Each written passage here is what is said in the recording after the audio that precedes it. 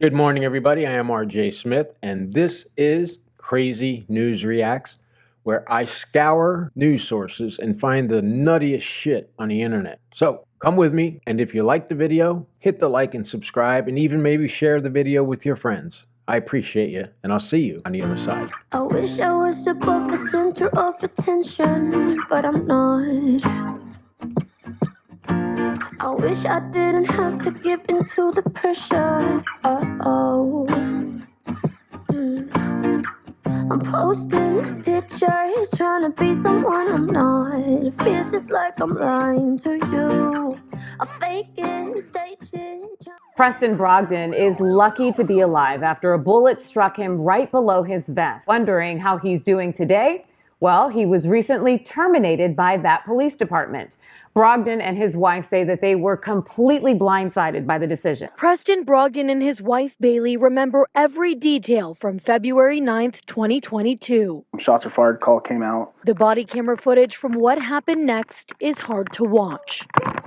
As Brogdon and his backup chase the armed suspect near Camp Verde, he's shot just below his vest. 223, shots fired, officer down! Shouldn't be saying anything about this case because cops should not get fired simply because they were shot on duty and couldn't come back to work. Fired means no benefits, no pension, nothing, all for protecting their community. How nice, huh? God, what is going on in America, people? As Brogdon screams out in pain, relying on his Marine Corps training, his partner drags him out. Ultimately, he's flown to the hospital where he would undergo multiple life-saving surgeries. They're just modern day miracles. It's what they are. Half an inch to the left, half an inch to the right. There would have been no hope for survival. Brogdon survived, but his injuries were severe. The round severed my small intestine, nicked my femoral nerve, gave me liver damage, urinary tract damage, shattered my pelvis, shattered my hip, broke my femur. You wouldn't believe how many officers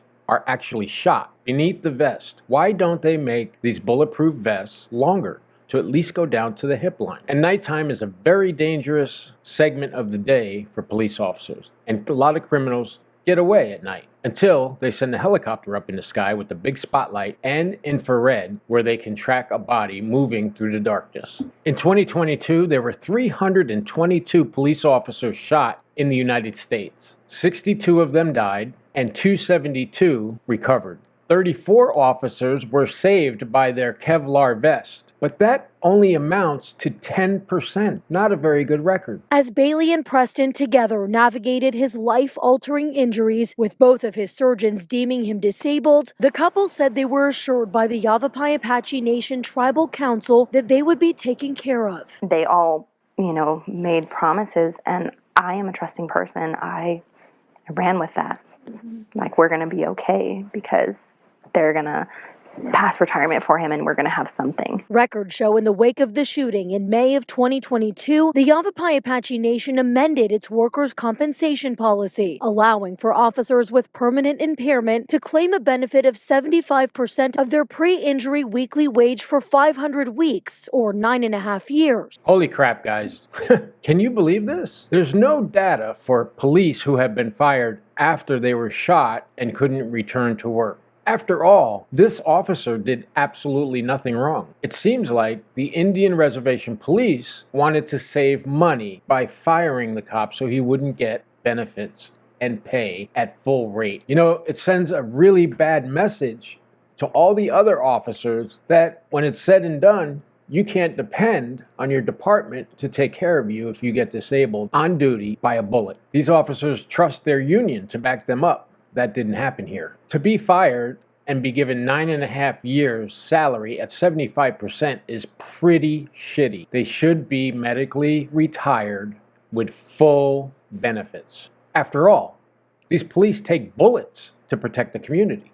In March of 2022, the council voted unanimously to look into participating in the state's public safety personnel retirement system, meaning officers like Brogdon could get a medical retirement. But a PSPRS spokesperson confirming to 12 News, the Yavapai Apache Police Department never finalized its participation. So, in February of this year, Brogdon was blindsided by the news that he was being terminated. All they said was, it's been 2 years.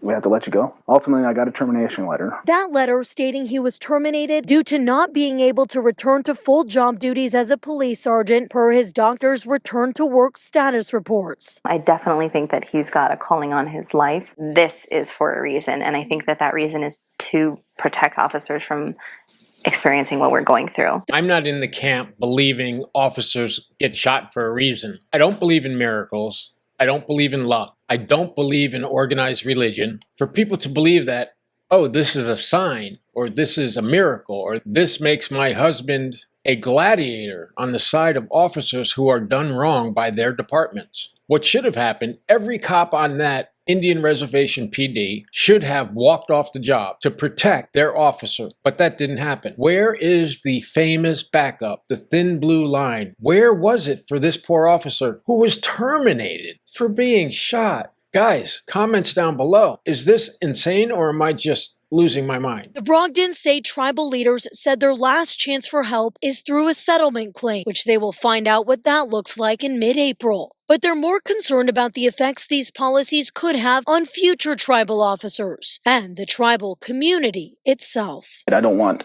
to give the nation a black eye. That's not my intention. My intention is be held accountable for your actions. And I tried repeatedly to speak with Yavapai Apache Nation leaders. I did receive a statement from Chairwoman Tanya Lewis. It says, the Yavapai Apache Nation is unable to comment on employment and workers' compensation matters involving current and former employees. I call bullshit on that. They're working on a settlement claim? Why should this family have to go through that, folks, right? Hey, Tribal PD, how about you keep your word to your officers and back them up no matter what? You don't fire cops after they get shot on the job. That leaves absolutely no confidence in the other officers who are working. Why would I have faith in the police department I work for when they just fired one of my buddies and took away his pension? Another thing, where are the protests? Where are the officers coming out into the streets like BLM and these Gaza nuts? The chief needs a black eye, just like Ryan Garcia effed up Devin Haney last weekend. We need a Ryan Garcia on the force, on every force, a Terminator, if you will. The fact that they don't have the balls to comment on what they did, pretty shitty. Well, hope you enjoyed this. If you did, please like and subscribe. And if you feel it in your heart, please share it with all your friends. And I'll see you right back here